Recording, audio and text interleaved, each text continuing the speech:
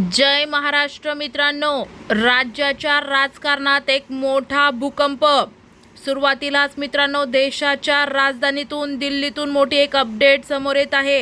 गेल्या 4 वर्षांपासून प्रलंबित असलेला शिवसेनेचा निकाल. एकनाथ शिंदेंनी महाराष्ट्रामध्ये उद्धव ठाकरेंचं 6 खासदार फोडले. त्यानंतर केंद्रातील निकालाची प्रतीक्षा उद्धव ठाकरे यांच्या शिवसैनिकांना नेत्यांना होतील. परंतु 4 वर्षापासूनचे निकालाची प्रक्रिया येत असतानाच महाराष्ट्राच्या राजकारणात मित्रांनो, इकडे 6 खासदारांनी पुन्हा गद्दारी केली आणि न्यायदेवतेला चॅलेंज देण्याचं काम एकनाथ शिंदे यांनी आणि 6 खासदारांनी केलंय. आणि या सगळ्या घडामोडी घडत असताना महाराष्ट्राच्या राजकारणामध्ये उद्धव ठाकरे यांचा हा झंझावात आणि शिवसेना विजय मात्र एकनाथ शिंदेंना खूपच महागात पडलाय. मित्रांनो, कोणत्याही महत्त्वाची बातमी बघूया. राज्याच्या राजकारणामध्ये कपिल सिब्बल यांनी अखेर एकनाथ शिंदेंच्या शिवसेनेला केलं उघडं. महाराष्ट्राच्या राजकारणातून सुप्रीम कोर्टात नेमकं काय घडतंय आणि या घटनेबद्दल सध्या काय म्हणणं आहे.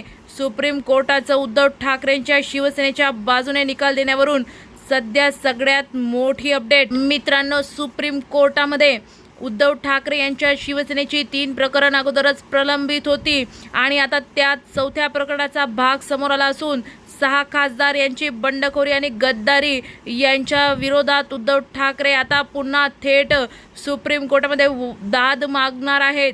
या पुढील आठवड्यामध्ये लोकसभेचे अध्यक्ष ओम बिर्ला यांच्याकडून कोणत्या प्रकारची निकालाची प्रत येत आहे, या 6 खासदारांना ते अपात्र करतात का हे पाहिल्यानंतरच सुप्रीम कोर्टात या 6 खासदारांसंबंधी उद्धव ठाकरे सुप्रीम कोर्टात जातील. मात्र त्या अगोदर मित्रांनो, उद्धव ठाकरे यांच्या शिवसेनेच्या निकालावरती शिक्कामोर्तब होत आहे. ते म्हणजे शिवसेना शिंदे गटाचे 40 आमदार, त्याच प्रकारे एकनाथ शिंदेंच्या हाती असलेले शिवसेना पक्ष, धनुष्यबाण चिन्ह आणि राहुल नार्वेकर यांच्या बद्दलची 3 महत्त्वाच्या केसेस. या 3 याचिका उद्धव ठाकरेंच्या बाजूने निकाल लागणार अशा प्रकारची गेल्या 2 महिन्यांपासून सुप्रीम कोर्टामध्ये वेगवेगळे राजकीय नेते, वेगवेगळे न्यायमूर्ती किंवा वकील ही बाजू मांडत होते.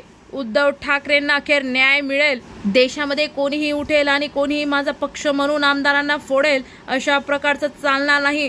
देशामध्ये कायदा सुव्यवस्था घटना आहे. अशा प्रकारे हा निकाल सुप्रीम कोर्टाच्या टेबलावरती म्हणजे सर्वोच्च न्यायालयाच्या सरन्यायाधीश यांच्या टेबलावरती होता.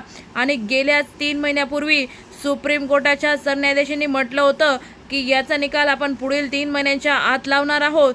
आणि अखेर ती वेळ आलीच आणि उद्धव ठाकरे यांच्यासाठी ती वेळ खूप महत्त्वाची झाली. मित्रांनो, सुप्रीम कोर्टामध्ये त्यावरती खूप मोठ्या चर्चा सुरू झाल्या आहे. उद्धव ठाकरेंचा हा विजय, शिवसेना पक्ष आणि चिन्ह उद्धव ठाकरेंच्या बाजूने आल्याच्या नंतर एकदा शिंदेंना मात्र महाराष्ट्रामध्ये धक्क्यावर धक्के देण्यास उद्धव ठाकरेंना मोठं यश मिळू शकतंय. सुप्रीम कोर्टामध्ये सुप्रीम कोर्टाने या झालेल्या याचिकेवरती सध्या प्रथमदर्शी म्हटलंय की एकनाथ शिंदेंच्या शिवसेनेला मिळालेलं धनुष्यबाण चिन्ह पक्ष आणि हे एकनाथ शिंदेंना कायमस्वरूपी मिळालेले नाही, त्यावरती उद्धव ठाकरेंचा देखील हक्क आहे. निकाल, सर्वोच्च निकाल लागल्यानंतर या पक्षाविषयी, या चिन्हाविषयी आपण योग्य ती भूमिका घेऊ असं सुप्रीम कोर्टाने एकनाथ शिंदे यांना सुनावलंय.